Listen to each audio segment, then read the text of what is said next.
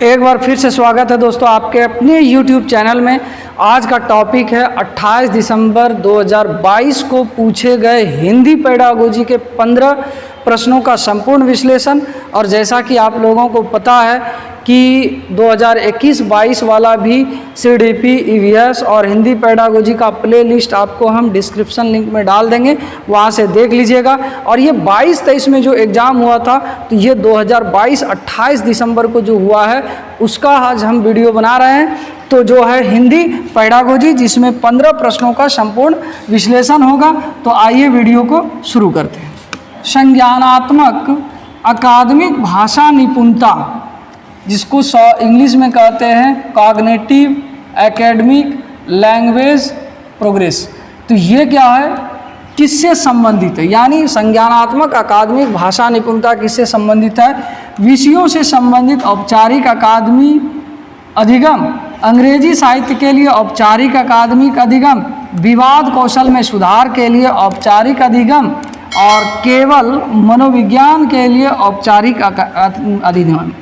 ये सब कुछ नहीं है, क्या है? विषयों से संबंधित, ये अलग अलग विषयों से संबंधित औपचारिक एकेडमी है, अधिगम है। तो आपका आंसर क्या हो गया? Option number 1। अगला प्रश्न है, संप्रेषणात्मक भाषा कक्षा में अध्यापक सबसे कम क्या इस्तेमाल करते हैं? संप्रेषणात्मक मतलब कि कम्युनिकेशन, जो संप्रेषण विद्यार्थी शिक्षक का, शिक्षक विद्यार्थी के बातों को समझ पाए या उस तक बात पहुंच पाए, इसको कहते हैं संप्रेषणात्मक। संप्रेषणात्मक भाषा कक्षा में अध्यापक सबसे कम क्या इस्तेमाल करते हैं? अध्यापक केंद्रित कक्षा प्रबंधन उपागम, विद्यार्थी केंद्रित कक्षा प्रबंधन उपागम, विषय वस्तु केंद्रित कक्षा प्रबंधन उपागम, आकलन केंद्रित कक्षा प्रबंधन उपागम।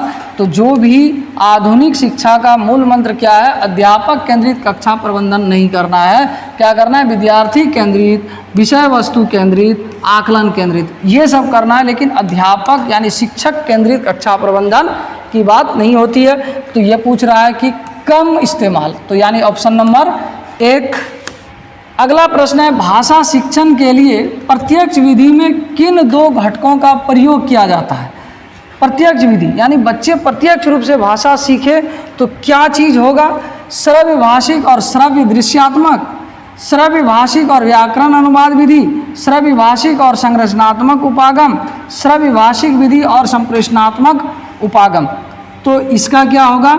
ये वाला होगा, यानी श्रव्य भाषिक, यानी बच्चा भाषा सुनेगा और फिर व्याकरण अनुवाद करने के द्वारा सीखेगा, तो ये प्रत्यक्ष रूप से बच्चा सीख जाएगा। तो आपका आंसर हो गया क्या? Option number 2। अगला प्रश्न, लता अपनी कक्षा में 2 विद्यार्थियों अजय और आभा के बीच संवाद करवा रही है। इनमें से एक विद्यार्थी को इस संवाद को आगे बढ़ाने की ज़रूरत है। लता किस कौशल का आकलन कर रही है? अब 2 बच्चों के बीच में वाद विवाद हो रहा है, संवाद हो रहा है, तो क्या करेगा? पहला बच्चा कुछ बोलेगा तो उसके अंदर वाचन हो गया, दूसरा बच्चा कुछ सुनेगा तो उसके अंदर क्या हो गया? श्रवण हो गया। तो यानी दोनों में क्या होगा? वाचन और श्रवण दोनों होगा। तो केवल श्रवण नहीं, श्रवण एवं वाचन। तो आपका आंसर क्या हो गया? Option number 2। अगला प्रश्न है, नजमा भाषा के एक प्रश्न पत्र में प्रश्नों के कठिनाई स्तर का हिसाब लगा रही है। एक प्रश्न का कठिनाई स्तर का मूल्य 30 है। नजमा को इस प्रश्न के बारे में क्या करना चाहिए? इस प्रश्न को परीक्षा प्रश्न पत्र में रखना चाहिए, इस प्रश्न को परीक्षा प्रश्न पत्र से हटा देना चाहिए, यह प्रश्न परीक्षा प्रश्न पत्र के लिए मध्यम रूप से कठिन होगा, यह प्रश्न पत्र परीक्षा के लिए एक अच्छा प्रश्न है। देखिए, यदि ये कठिन है, नजमा को लगेगा कि ये प्रश्न कठिन है, तो बच्चों के लिए क्या करना चाहिए? हटा देना चाहिए। तो आपका आंसर हटा देना वाला में होगा, ऑप्शन नंबर 2। अगला प्रश्न है, मौन अवधि में शिक्षार्थी क्या करते हैं? बच्चा जब मौन रहता है, अच्छा सोचिए कि हम यदि मौन रहेंगे तो क्या हम मौन में कुछ नहीं सोचते हैं? बिल्कुल सोचते हैं। और सोचते हैं तो क्या है कि हम वही चीज़ सोचते हैं।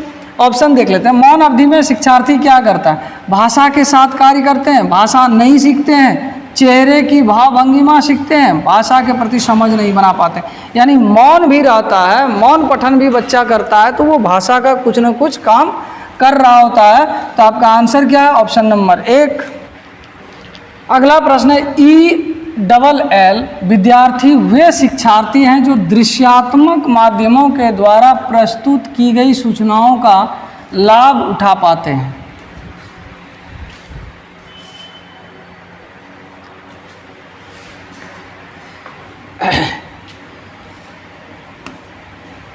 अगला प्रश्न है ELL विद्यार्थी वे शिक्षार्थी हैं जो दृश्यात्मक माध्यमों के द्वारा प्रस्तुत की गई सूचनाओं का लाभ उठा पाते हैं।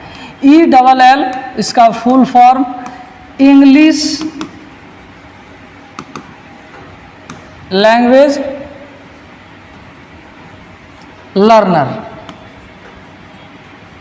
लर्नर यानी इंग्लिश भाषा सीखने वाले को कहते हैं ELL यानी इंग्लिश। अब यहाँ पर पढ़ेंगे हम लोग इंग्लिश लैंग्वेज लर्नर विद्यार्थी वे डैश शिक्षार्थी हैं जो दृश्यात्मक माध्यमों के द्वारा प्रस्तुत की गई सूचनाओं का लाभ उठा सकते हैं। तो यहाँ दृश्यात्मक खुद दिया हुआ है तो ऑप्शन में क्या हो जाएगा, दृश्यात्मक ही हो जाएगा आंसर। तो आपका आंसर हो गया ऑप्शन नंबर 1। अगला प्रश्न है व्याकरण अनुवाद विधि में व्याकरण कैसे पढ़ाई जाती है? आगमनात्मक रूप से, निगमनात्मक रूप से, बिना किसी व्याख्या के, बनावटी रूप से। देखिए आगमनात्मक रूप से नहीं बल्कि व्याकरण पढ़ाने की सर्वोत्तम विधि होती है निगमनात्मक रूप से। निगमनात्मक रूप में क्या होगा कि पहले नियम होगा तब उदाहरण होगा, लेकिन आगमनात्मक में क्या होगा, पहले उदाहरण बच्चों को प्रस्तुत करेंगे उसके बाद जो है नियम देंगे, तो यह आगमनात्मक हो गया। तो यानी व्याकरण पढ़ाने की उचित विधि क्या है, नियम से उदाहरण की ओर कह सकते हैं या निगमनात्मक कह सकते हैं। तो आपका आंसर हो गया ऑप्शन नंबर 2। अगला प्रश्न है हरेंद्र अपने विद्यार्थी को कुछ फ्लैश कार्ड देता है जिन पर चित्र बने हुए हैं। वह एक वाक्य बोलता है, इस वाक्य को सुन समझकर विद्यार्थी को फ्लैश कार्ड पर बने चित्र से मिलान करना है। हरेंद्र किस कौशल का विकार आकलन कर रहा है? अब बच्चे को हम कह रहे हैं कोई फ्लैश कार्ड दे दिया और कुछ बोल रहे हैं तो वो सुनेगा, तो उसके अंदर क्या होगा, श्रवण कौशल का विकास होगा। तो आपका आंसर हो गया ऑप्शन नंबर 2। अगला प्रश्न है विद्यार्थियों को एक टेस्ट देती है, वह उन्हें एक वाक्य देती है जिसमें कोई एक शब्द रेखांकित किया गया है। बहुविकल्पी उत्तर वाले प्रश्न के आधार पर वह कहती है कि रेखांकित शब्द का विलोम शब्द बताओ, वह भाषा के किस रूप की कौशल की परीक्षा ले रही है। तो अब देखिए मान लिया जाए कि बच्चे को हम कोई शब्द है, लाइन है, उस लाइन में अंडरलाइन किया हुआ विलोम शब्द उल्टा बताने कह रहे हैं, तो क्या होगा, उसके अंदर श्रवण, पठन, शब्द भंडार, व्याकरण यानी शब्द भंडार का विकास हो जाएगा। नहीं, दिन का उल्टा क्या होगा, रात। तो दिन शब्द वो जान रहा है, दूसरा अब रात भी जानेगा तो रात शब्द भी वो समझ जाएगा।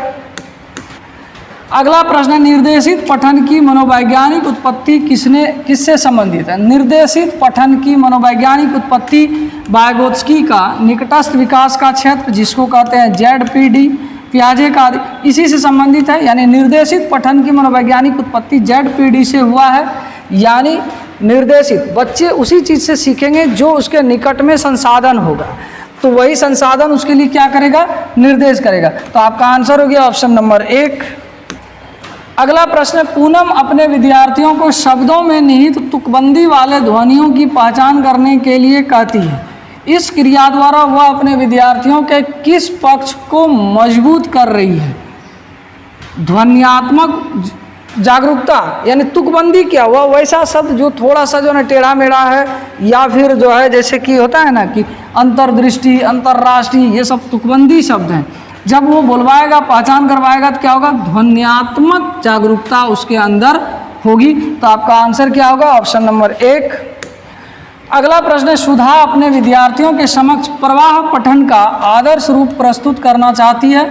उसे अपनी कक्षा में किस पठन युक्ति का क्रियान्वयन करना चाहिए? बच्चे यदि प्रवाह रूप से मतलब बेधड़क पढ़ना सीखे, इसके लिए बच्चा जोर जोर से पढ़ेगा, स्वस्वर पढ़ेगा, तभी वो जोर जोर से यानी तेज़ी से पढ़ पाएगा, धारा प्रवाह पढ़ पाएगा। तो सरसरी तौर पर पठन ये नहीं, बारीकी से पठन ये नहीं, मौन पठन भी नहीं, क्या ऊंचे स्वर में स्वस्वर पठन। तो आपका आंसर क्या होगा, ऑप्शन नंबर 4। अगला प्रश्न है, विद्यार्थियों को नई नई शब्दावली सिखाने के लिए युक्तियाँ सिखाने क्यों जरूरी है। अब नई नई शब्दावली सिखाने के लिए युक्तियाँ सिखाना क्यों जरूरी है, जिससे कि विद्यार्थी अपने आप ही शब्द संपदा सीख सके, जिससे कि विद्यार्थी सीखे गए शब्दों को याद रख सके, जिससे कि विद्यार्थी नई भाषा अर्जित कर सके, जिससे कि विद्यार्थी अच्छे अधिगम बन सके। यानी युक्तियाँ इसलिए सिखाएंगे कि बच्चे किसी भी विषय के, भाषा के शब्द संपदा को सीख पाए। तो देखिए, जिससे कि विद्यार्थी अपने आप ही शब्द संपदा सीख सके। तो आपका आंसर हो गया ऑप्शन नंबर 1। अगला प्रश्न है, आपकी नियुक्ति माध्यमिक स्तर पर भाषा अध्यापक के रूप में होती है, कक्षा में आपकी क्या भूमिका रहेगी। आप यह निर्णय लेना चाहेंगे कि क्या और कैसे पढ़ाना है। बिल्कुल निर्णय लेंगे भाई, हमको क्या पढ़ाना है, कैसे पढ़ाना है। आप सीखने के लिए स्थितियों का सृजन करना चाहेंगे और विद्यार्थियों को सीखने के अवसर देंगे। यानी बच्चा सीख पाए ऐसा सिचुएशन हम तैयार करेंगे और बच्चे ऐसे सीख पाएंगे ऐसा हम अवसर देंगे, ये भी बिल्कुल करेंगे। शिक्षार्थियों के सामने विषय सामग्री प्रस्तुत करना चाहेंगे, एक संसाधक के रूप में कार्य करना चाहेंगे और आवश्यकता अनुसार मदद या संकेत करेंगे। तो ये भी करेंगे। तो क्या नहीं करना है हमको, क्या कह रहा है, कक्षा में आपकी भूमिका क्या रहेगी। तो ये भूमिका रहेगी, ये भूमिका रहेगी, ये नहीं रहेगी, ये नहीं रहेगी। विषय सामग्री सिर्फ हम जो है ना विषय सामग्री प्रस्तुत कर दिए, बच्चा सीख लिया, ऐसा नहीं करेंगे। तो आपका ये वाला गलत है। यानी आंसर क्या होगा, ए, बी और डी, ए, बी और डी। तो ये था हिंदी पेडागोजी के 15 प्रश्न जो 28 दिसंबर 2022 को पूछे गए थे। तो उम्मीद करते हैं ये वीडियो पसंद आया होगा। अब तक चैनल सब्सक्राइब नहीं किए हैं तो कर लीजिए प्लीज़। मिलते हैं अगले वीडियो में, तब तक जय हिंद, जय भारत।